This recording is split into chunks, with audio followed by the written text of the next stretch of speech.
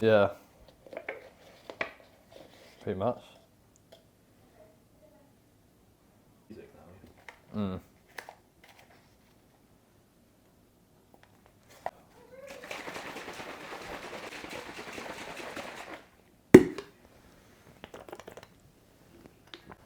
What's up guys? So today we're filming a bit of a day in the life. As you can see, I just made my morning drink. So yeah, what I have in this drink is Hydroflow, Glutathione, and then HR Labs Basic. So yeah, this is basically, this is for hydrating. We'll keep it simple. This is for performance, so creatine-based alanine. This is for health, like immunity, so you prevent illnesses. I'm pretty sure I talked about this a lot on the YouTube, so we'll get through that quickly. But yeah, in terms of today, the main topic of the video is going to be on my diet that I've just ran. So a 12-week diet. I had a few people ask about this topic. People wanted to know basically how I ran this diet phase, you know, why we do it, kind of how food has changed across that time period, and you know, so on. So we're going to talk about that today. We're going to have a sit down and show you kind of photos, show you kind of the progress through the diet phase, talk about where food went, talk about the plan after the diet and why we've done it at this point in time, and so on. So you can kind of use that information and apply it to your own bodybuilding journey as well. I think it's worth talking about. And then yeah, we're training push. It's a devolume session. I'm just setting up my growing phase as well as I can right now. We're dropping off fatigue. So I've had a few rest days and now I'm just taking a few devolume sessions, and then we'll be going in terms of full volume and progressing and getting strong. So yeah, we'll show you some bits from training and just generally show you my day-to-day routine, whilst obviously making the main area of this video about that topic in terms of dieting, why you do a fast diet phase, and you know, how to set it up as well as you can. So yeah, let's go. Pretty much simple stuff really, and like day in the life sort of video. And yeah, we'll show you bits across the day. Let's go.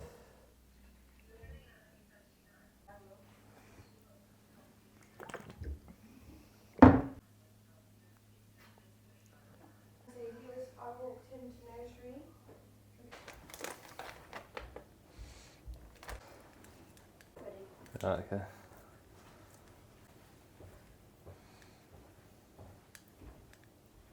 If you're wondering why I'm using scissors and do it like this, when you have chicken as often as I do, you definitely cannot be bothered to chop it up with a chopping board every time. Why don't you just buy diced chicken? Yeah, but that's not, I don't know, it's different. That's quite fatty diced chicken. I don't know why, the fat's higher. If you look at the macros, the fat is higher. Like, I didn't show you to cut chicken with scissors. What? I've always done it like this. No. What? When we met, you thought I was a weirdo because I cut chicken with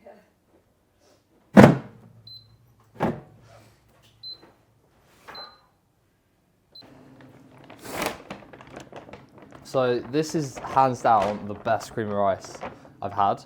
I've tried a lot of cream of rice flavours and this is so good.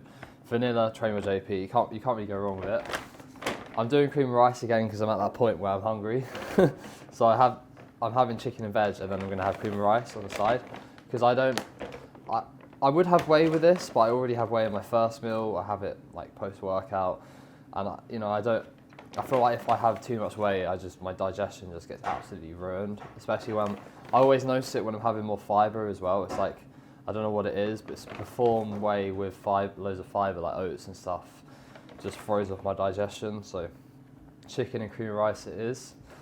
150 grams of cream of rice going in here, and I'll show you how to make amazing cream of rice quickly, because I feel like a lot of people struggle to do that. So the key is volumizing it, so I'm putting quite a lot of water in here. Let's see how much that is. A little bit more. It's a lot of water. Yeah.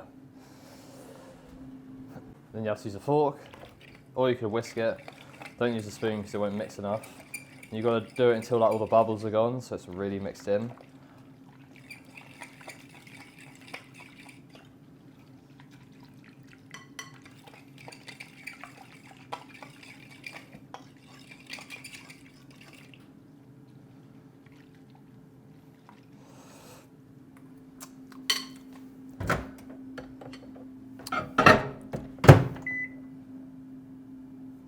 Do it for like around 2 minutes first. So the key is like having intervals and taking it out and mixing it again. If you cook it for too long, it will just form too quickly and it will be clumpy. So to stop it from being clumpy, you need to keep whisking it in between, basically. Back in. So take it back out. This is like the third time. It might seem long, but it's worth it in the end.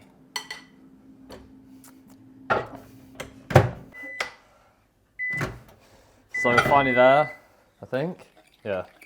So this has been like the 5th time. If I'm late for Charlie waiting for me at the gym, it's because I've been doing this. He's probably watching the YouTube video thinking, for fuck's sake. But yeah, this is the perfect. Look at that. Disgusting. That is literally perfect. No clumps. I get way too passionate about this when I've been dieting. I won't be having like this. Jack Warburton and his oats. Yeah. That's what he does. Yeah, but I do his oat recipe. It works. The best bit, that's what I do. Put dark chocolate on top.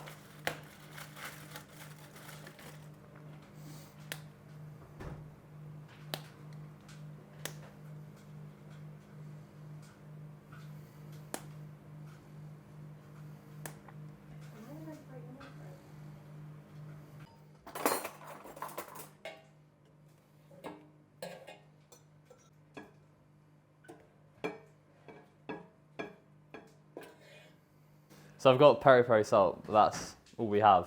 So yeah, Nando's peri peri salt is. If you haven't been to Nando's, then what are you doing? Especially if you're a bodybuilder. I imagine like quite a lot of you guys aren't from the UK, so if you ever do come to the UK, go to Nando's because if you love chicken, that's the place to go. Yeah, so we've got a feast here. So 200 grams of chicken, greens, 150 grams of cream of rice, 25 grams of dark chocolate. 2 grams of peri peri salt. But yeah, it's really good if you're hungry. If you are on prep, it's quite a good hack. Instead of having chicken and rice, just do cream rice and then you get a lot more food. It's like you have your savoury meal and then you have your dessert. It's nice. I feel like this video has been way too much food for a video that's not a full day of eating. But after competing for fucking week after week after week. I mean, we used to do that like 2 years ago, so it's not really changed for us. Yeah.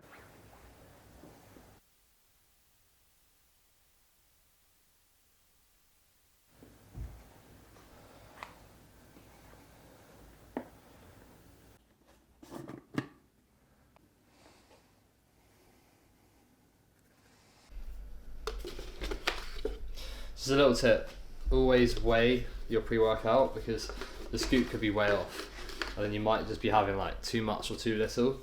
So I always weigh it. So we're going to do, and then also you can kind of have like a very specific amount based on what you're training. So 15 grams is the whole scoop, so I'm going to do like 11 or 12 because I don't want to go like too crazy, but I equally want like a decent amount.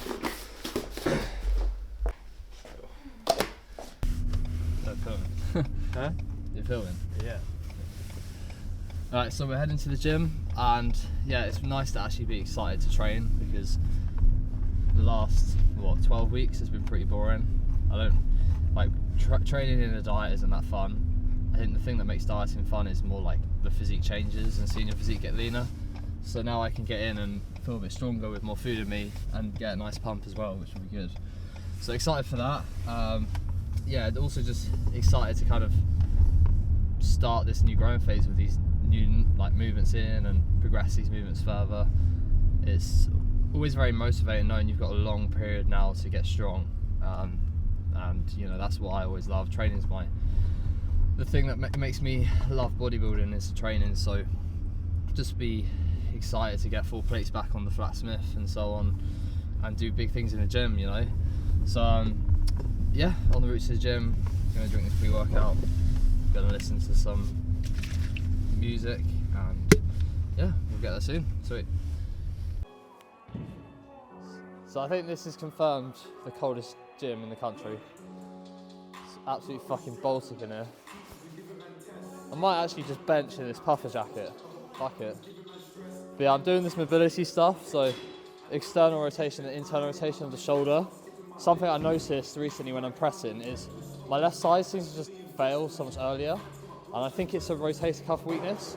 So I'm just making sure that I actually kind of do these both sides and get kind of, I wouldn't say strong at it, I'm not going to like progressively overload, but just go closest to failure and challenge it a bit. So I'm actually getting strong in this area and doing this. So then in my presses, hopefully, it balances out a little bit. And since doing it, I have noticed a difference. Because there was a session once I went in and my left side was just couldn't push through. And just couldn't keep in that position where I wanted to be in.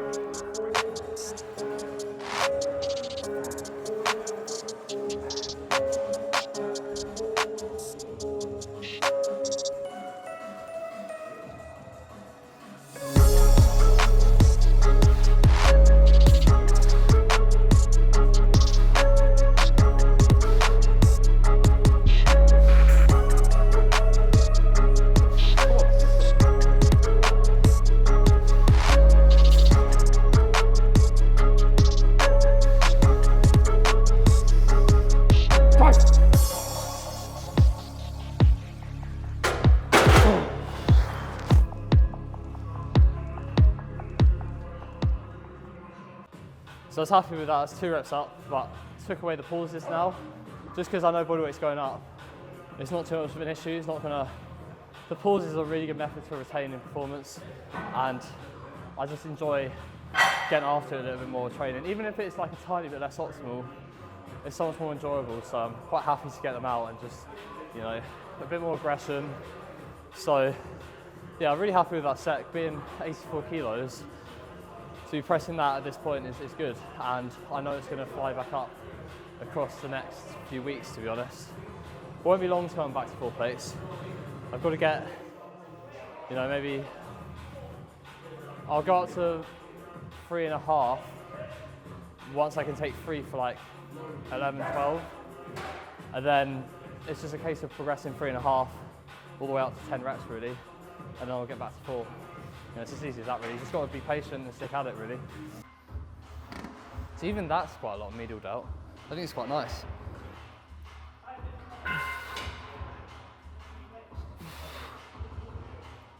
I like that. So I've decided, I was doing neutral. I'm deciding I'm going to do out here, and I'm going to sit really upright, because with my development I have quite a lot here, like front delt, upper pec, like tie-in is very well developed. So I need to get more strong at like more upright shoulder presses to work much more medial delt.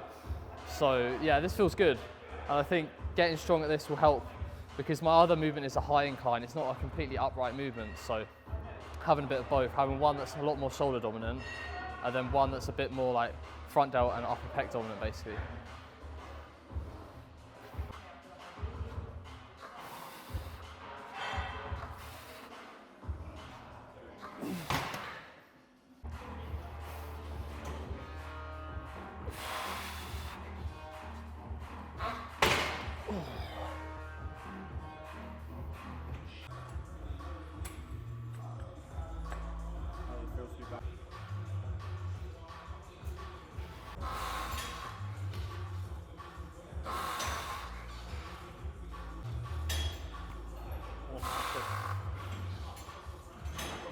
Good. Come on.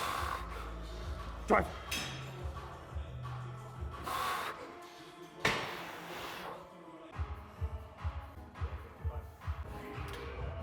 So going on to chest squat dumbbell lateral raise, I haven't had this in for a while. I did it in prep, I really liked it, but just one thing I want to advise when you do a dumbbell lateral raise is just making sure you can create some resistance in the stretch, because if you just stand up, a lot of people, they do it like this and they go like here. And there's no tension here whatsoever. So if you're doing it stood up without chest support, just shift your hips back and lean kind of here and work in this plane so you can get a bit more tension. But equally, like if you have a chest support, just make sure you get your arms like forward in front of you here. Because now when I'm working in this plane and I'm here, there's still a lot of tension.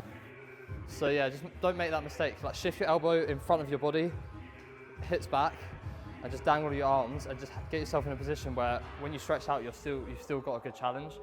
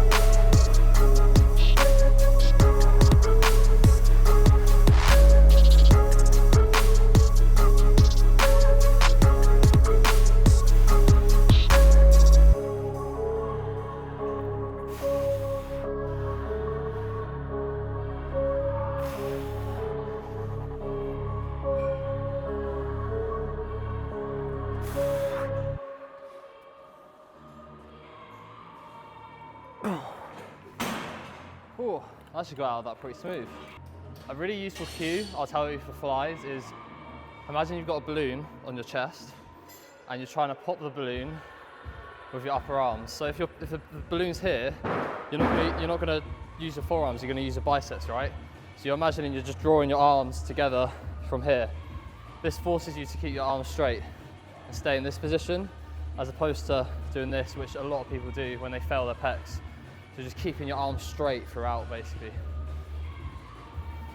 It might be better doing a single arm.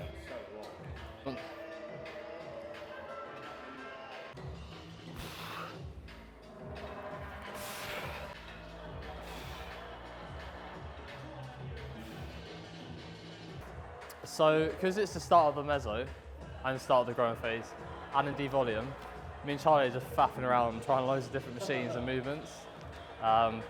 You'll see for like majority of these YouTube videos you've watched, it's very similar sessions, the same movements, and that's important, but we're at a point now where things need to change for our sanity, because it's just a repetitive, like the same movements all the time for like a year. And what we're doing is this like single arm Y raise, where it really stretches out, so we're really challenging ourselves in this stretch position. Because it's a cable, there's a lot of tension here, so we really stretch them, we go and drag it all the way over us. So it's getting a lot of medial delt, but it might also get a bit of like rear delt as well because of the stretch. Sorry, that's not stretch, because of how far you can take it through. But I quite like the single arm just because you can work through a little bit more of a range, whereas if you work both arms, you're limited to here basically. So we're just going to do one set and, you know, just see how it feels ultimately, but I'm pretty confident this is going to be one of the lateral raises we run for a very long period of time.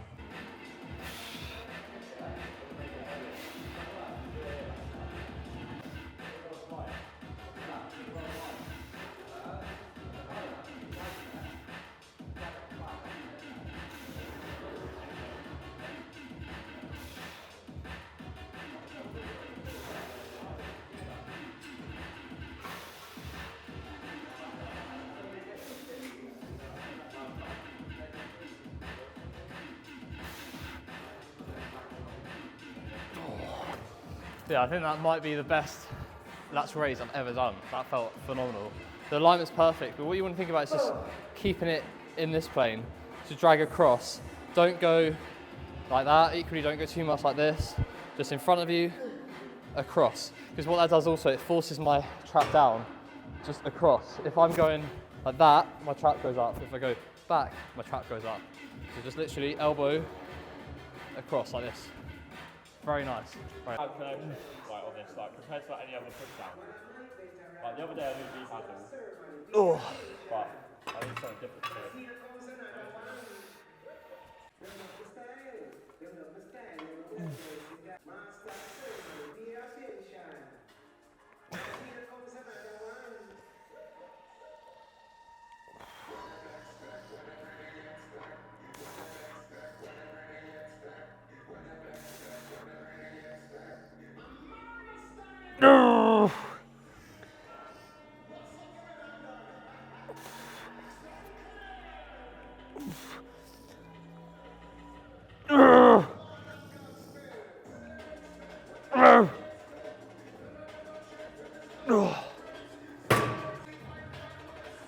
This music is distracting me, but with the push downs, just a little tip when you do this is like, if you have more internal rotation of the shoulder and you're like more there, and then you really cue like pronation, going this way, you're gonna get a lot more of the short head.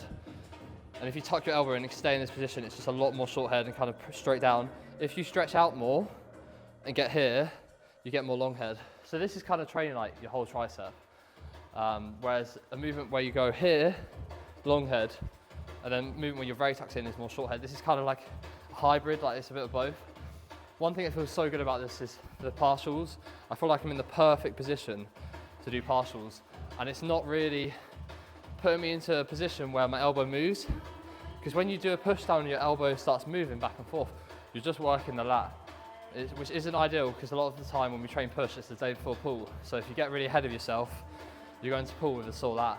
So this, you can just, it forces you to keep that elbow tucked in and just keep your tension on the triceps, because if the elbow moves back, like here, you actually get a bit of peck as well. So it's just keeping the tension really precisely on the triceps.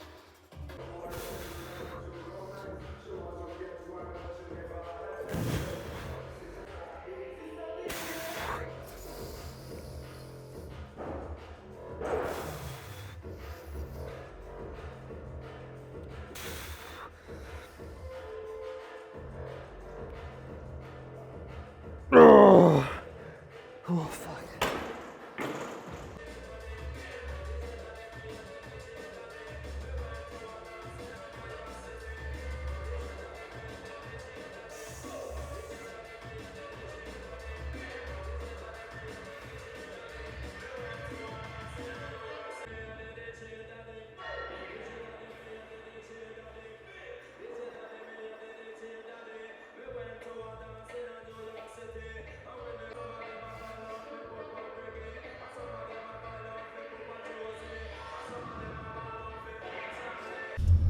So that was push wrapped up, just like showing you highlights of the session, not showing you everything. But it was just a devolume session, so as exciting as a devolume can really be. But yeah, I was happy with how Flatsmith moved, going up 2 reps. And just right now is like trying to not get too ahead of myself with training. Just wait until I go into a full volume. Hopefully after I do this, I won't have to do another devolume for 12 weeks, and it's at the right time. The last thing you want to do is be 3 weeks into full volume and you need to push back. You know, you're building momentum. Bodybuilding is all about momentum. It's about keeping things going and progressing for as long as you can. So why would I not do a devolume right at the start, you know? So yeah, we'll do devolume pull tomorrow, and then I'm going to see how I feel, and then if I feel good, I'll do full volume legs on Sunday if I'm up for it. If I still feel like I need a bit more, because I've only had, that would only be 3 devolume sessions and 3 days rest, then you know I might take one more and see, because like I said, I'm just trying to really be fresh for as long as possible afterwards. But yeah, definitely feeling good. Like I feel a lot fuller now today. I really noticed it. The first day I actually started to see some fullness really come on. It takes a while for carbs to really sit and fullness to actually stick. A lot of the time people think they'll eat lots of food and they'll suddenly be full, but glycolysis uptake can take up to like 3 days. So, you know, it's just to be aware that, you know, at the start you're not going to suddenly get full. You might feel a little better because if you're really fat at the start, but to actually fill out again, you need to give yourself time, which is why I always feel pretty skeptical about people doing like really fast, rapid backloads before they step on stage. Give yourself time to really fill out. But yeah, I'm just excited to get home and eat because appetite is high, so just enjoying food. So we'll probably have a good post-workout meal in, and then we'll get to the main topic of the video, which is discussing, you know, how I ran my diet and, you know, how I lost over 30 pounds in 12 weeks. So yeah. So this is the main topic of the video. We're going to go into my diet and, well, my diet phase I've just done, so not my diet right now, and just explain basically how that diet phase worked, how I pulled off 14 kilos in 12 weeks, the reasons behind why we wanted to do it, and where I'm at now, and why you would want to do it if you're in kind of a similar position to me in terms of your off season, and, you know, just basically understanding exactly why we do mini diets. You know, we're just going to talk about them.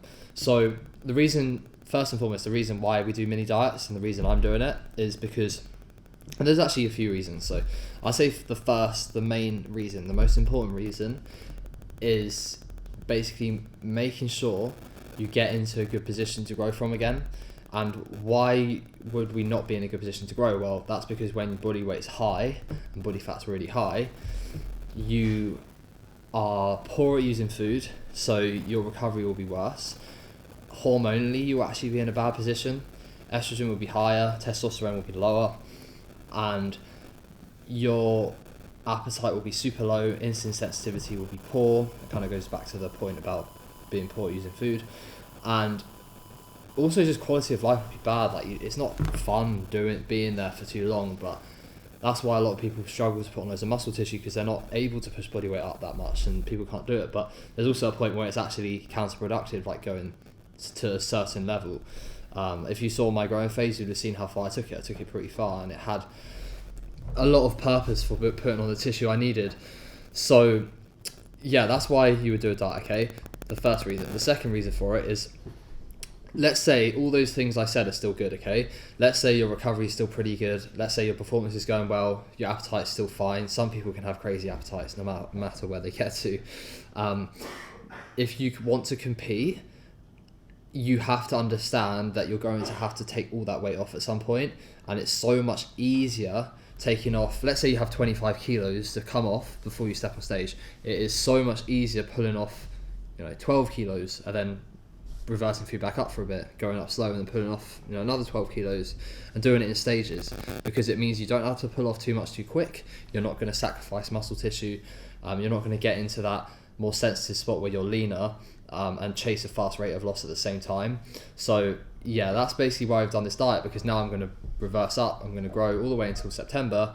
I'll do my pre-prep diet then and not have to take off too much then as a result. And then I'll go back up, and then prep will be even in a better position than when I started my pre-prep diet, basically. So that's why we do mini diets. I guess the next best thing to talk about is, like, why do we want it to be quick? So obviously it's called a mini diet, but I'm kind of labeling it as an aggressive diet phase. Well, the reason being is because if you really want to progress your physique, you need to be spending the majority of your time in a surplus. So when you diet, get in and out quickly. And when you're fresh, when you've come off the back of food being high for a long period of time, being in a surplus for a long period of time, diet fatigue is not going to build up that quick. Okay, you're going to be able to cope with it. You're not going to sacrifice any tissue, coming down pretty quick. As long as your training's set up really smartly, you will be able to preserve tissue really well. It may look like you're struggling to preserve tissue because you'll be really, really flat, which I'll showcase in a sec in terms of visually how I looked. However, getting in and out means, boom, 3 months time, 12 weeks, you're done. And then you get back to a growing phase, which is exactly how you want to do it. So yeah, the only time you want to go slow in a diet is when at the end of that diet, you're going to be assessed, okay, on stage, how much muscle have you got? So prep. That's when you want to be slow, because you can't get back into a surplus for ages and get training good and stuff again. You're literally dieting into you stepping on stage. So then protecting tissue is really, really important, obviously. So that's why we do kind of a fast diet. For me, it's been 12 weeks and now I'm back to growing. It's felt like it's been very productive and quick, and now I'm back to doing what I need to be doing to progress for the pro debut. So yeah, that's basically the whole idea of why we diet and how we want to diet and how to set it up. But I'm going to show you kind of like more in terms of like the numbers of the nutrition and kind of what you want to be doing. So when I started my diet, so 12 weeks ago, pretty much, start of September, I went from 600 carb to 300 carb. So a huge reduction in calories. That led to me pulling off like a few kilos just like that.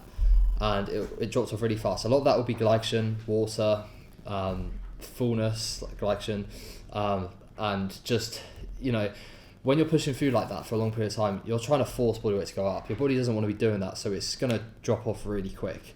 So that's what happened. And then I was on 300 carb for a while. The amount of times you will need your food to go down depends on the person. It depends on how adaptive their metabolic rate is. Everyone differs in that regard in terms of how many times you're going to need to bring food down for a diet phase.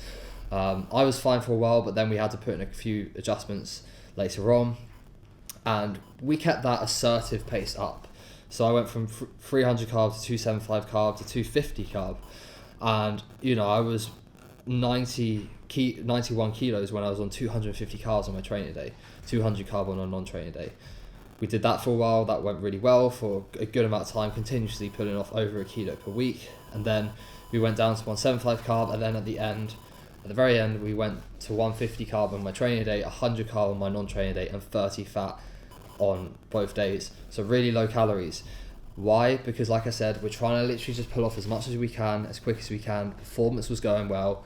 I got in a good groove of dieting, and you know, we knew we could get away with it, and now I'm in a really good spot now to grow again. In terms of like showing you the photos, so one thing I will stress is when you first start, you will get really flat. So, and also kind of the first 6 weeks. So the first 6 weeks, you can see this the 6th week of dieting, and in these photos, I'm very, very flat and still not that lean. So it's quite a hard phase at that point. And that's why a lot of people can't stick to dieting, because you'll look like this and you won't be able to stick at it. You'll be like, oh, I'm losing muscle tissue, I look awful, it's not going well, it's not going my way. Well, actually, it's just flatness, and you have to trust that process. And then fast forward another 6 weeks, we're here. Huge differences. Shape looks better now as I'm leaner. Fullness has actually maybe improved a little bit. As I get leaner, I'm using food on a short-term basis much more efficiently. And this is kind of the end product of that diet. So 12 weeks, I pulled off 14 kilos, not wasting time, being assertive with pulling food down and just getting in and out. And, you know, it just shows that pushing calories up and pushing body weight on and gaining lots of body fat is so warranted, because look how easy it came off. If you bring food up high, if you do your off-season right, if you're patient, you don't rush it, and you actually are able to get food very high, dieting will be so easy. It will just be like that. It will fall off, and then, you know, it will give you that trust in doing it again if you need to in the future as well. So yeah, that's how we do it in terms of aggressive diet phases. Hopefully that is all cleared up. Any questions you guys had in terms of my diet? Yeah, if you have any more questions, just drop me a message. I'll be happy to help. Equally, if you want to go through something like this, just apply for coaching, hit the link in the bio of this video as well. And yeah, just hopefully that can help you guys. And yeah, we'll bring out more information on things as I go through phases, you know, as I go through prep, as I go through my next growing phase. We'll do a similar video to like this. But yeah, hopefully you like the content, guys. I'll keep the content coming. I'm actually thinking about bringing out very soon uploads twice a week, so that'll be good. And yeah, just subscribe if you're new, and we'll see you in the next video. Peace.